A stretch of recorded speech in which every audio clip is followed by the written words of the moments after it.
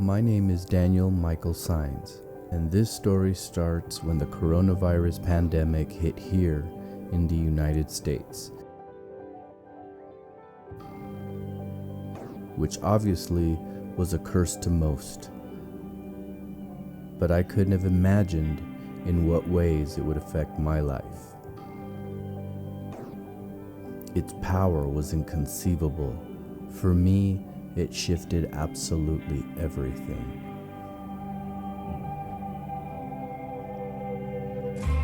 Ten years before the coronavirus hit, my wife Jennifer died of ovarian cancer. She was taken away from me, and it ripped my life apart in the most devastating way imaginable. I haven't been able to get over the loss of her, and have been pretty much grieving every day since the day she died. It's as if I could no longer walk, like I was half of a man, and there was nothing I could do. I just hadn't been the same since the day of her death. Anyway, back to the quarantine. It started on March 16th, 2020. As someone who likes predictability and isolation, I quickly found myself feeling very comforted by the daily routines. Every day, I would pretty much do the same thing. Make my coffee, go get the mail, make breakfast, take a vitamin C pill, wash my hands, take a walk around my apartment complex, watch the news, hand sanitize, eat my lunch, take out the garbage. Then I would think about my wife Jennifer, and I would sit and stare, and sometimes cry.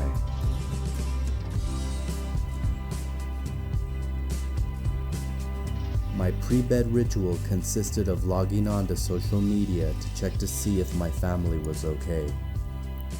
Then get into bed and remember the life I once had with her.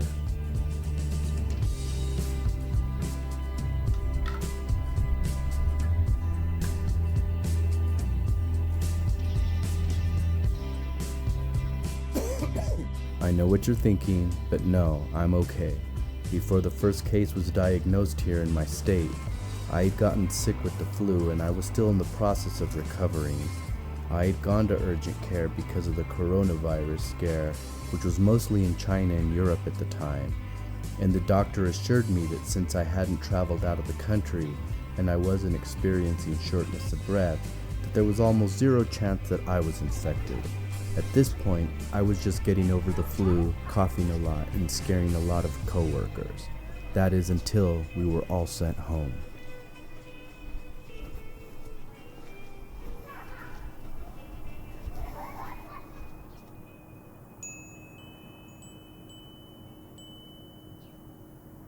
The days passed, the weeks passed, and as the cases kept rising, the deaths also rose. The very routines that once made me feel safe were now making me feel restricted. Every day was exactly the same as the day before. Make my coffee, go get the mail, make breakfast, take a vitamin C tablet, wash my hands, take a walk around my apartment complex, watch the news, hand sanitize, eat my lunch, take out the garbage, check my page, and go to sleep.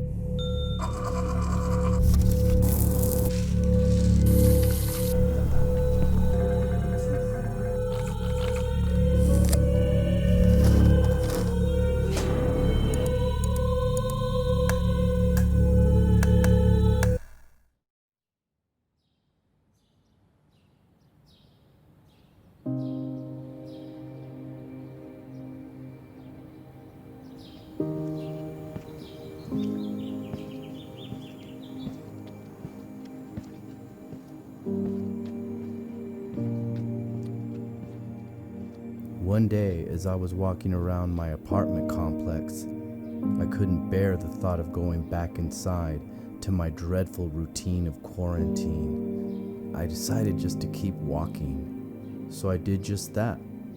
I kept walking and walking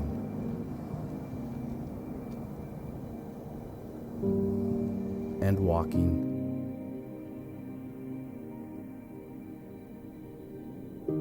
until before I knew it, I was somewhere I had never been. I had lived in this city all my life, and amazingly, I had never seen this place.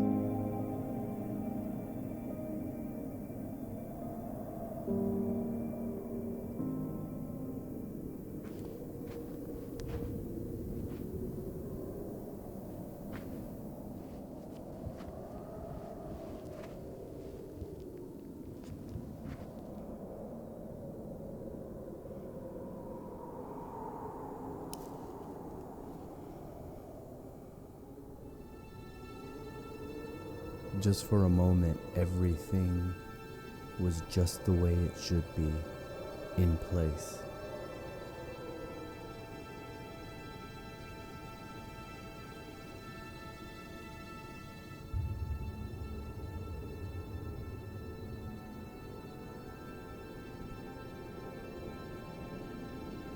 I saw a glimpse of freedom in the distance. A freedom I hadn't known since I was a child.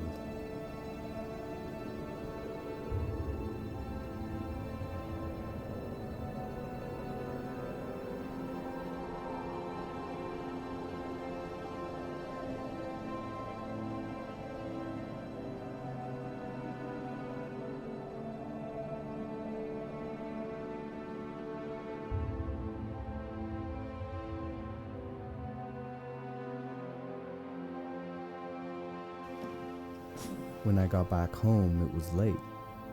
I went to check my page and I saw something called the Kings and Queens of the Quarantine Group. It seems it was created so that adults could be social in the midst of this coronavirus quarantine. I decided to go against my better judgment and join. And that's where I found her. I'm Karina, one of your admins. We created this group so that us adults could have something fun. Her name was Karina. I couldn't believe my eyes. She looked just like Jennifer. It was uncanny. She even acted like her. She used the same words and everything. It was like some type of miracle. In the upcoming days, I made it my full-time job to find a way to say hello and somehow get to know Karina. As the days passed, my routines continued and I really started enjoying Kings and Queens of the Quarantine. Mostly because of Karina. I looked forward to interacting with her in the group every chance I got. On Thursday, I decided to veer from my routine and log on to my account, and it was pretty much just me and her in the group. We spent hours talking, then moved on to private messaging until she had to leave for the day. And for the first time in 10 years, I felt my first happy day. Here I was in the midst of this miserable pandemic, where the streets were empty, but my heart was full. People were in their homes, scared, isolated, and some were dying. But I was okay for the first time in a long time, and it was all because of Karina.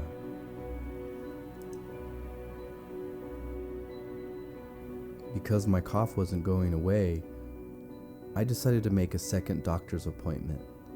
The doctor examined me and still found that all was normal, but just to be safe, she decided to administer the test for COVID-19, which unfortunately would take 1 to 3 days for the test results to get back to me. As for Karina, although I had only known her for a few weeks, my feelings were becoming stronger and realer than I could have imagined, and I felt I needed to let her know. I was nervous because in a way, my newfound energy and happiness was all riding on this. So I went ahead and wrote, "I needed to let you know how much these last few weeks have meant to me.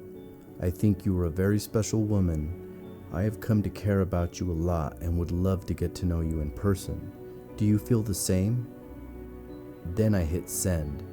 Then I slept on it, feeling optimistic that my life was about to change.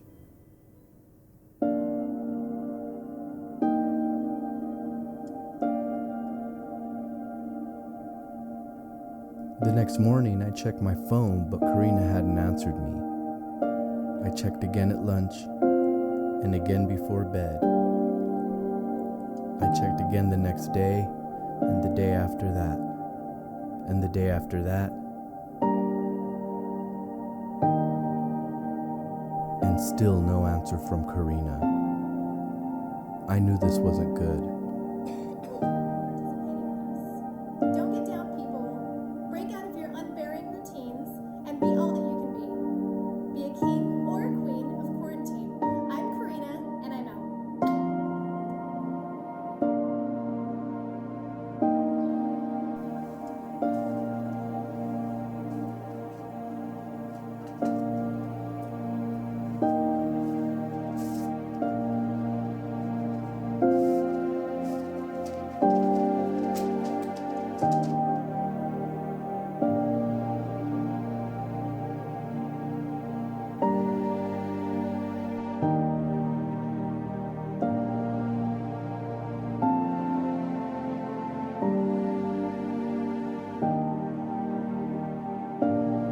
But this can't be right. Are you sure this isn't a mistake? I'm afraid it's no mistake, Mr. Science. The test came back positive. We want you to come back immediately so we can administer a second test and then admit you for treatment. It does look like this is serious based on your medical history. I understand I need to make We can arrangements. send an ambulance. Please give me a few moments to get my things together, and I'll call you back in a minute. Okay, sir, we'll be waiting for your call, but you need treatment immediately. I need you to understand that. I understand. Thank you.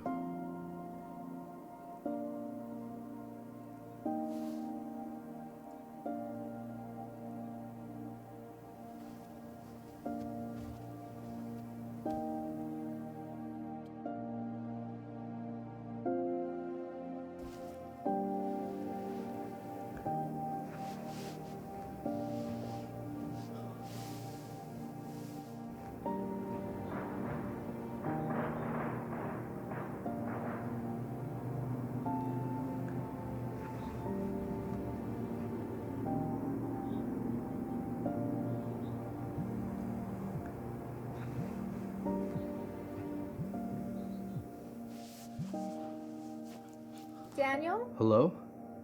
Oh my god, hi. I am so sorry for getting back to you so late. You wouldn't believe it. Everything's been down here, phones, everything. It's been crazy. I apologize, Daniel. To answer your question, yes, I do feel the same way that you do. I like you a lot. And of course we should meet. We just gotta hope we get through this quarantine sometime before either one of us retire, right? It's crazy, I know, but this is like the predicament we're in. We spent an hour talking. I still haven't called the doctor back, but of course I can if I want to. I'm okay with everything for the first time in my entire life. I'm okay that my wife Jennifer died of ovarian cancer. I am okay that we're in quarantine and with the coronavirus pandemic. I'm okay with the last 10 years of my life. I'm okay that I'm probably dying. I'm okay that the world as I know it might be ending. I am KingDaniel, sitting on my throne with my corona.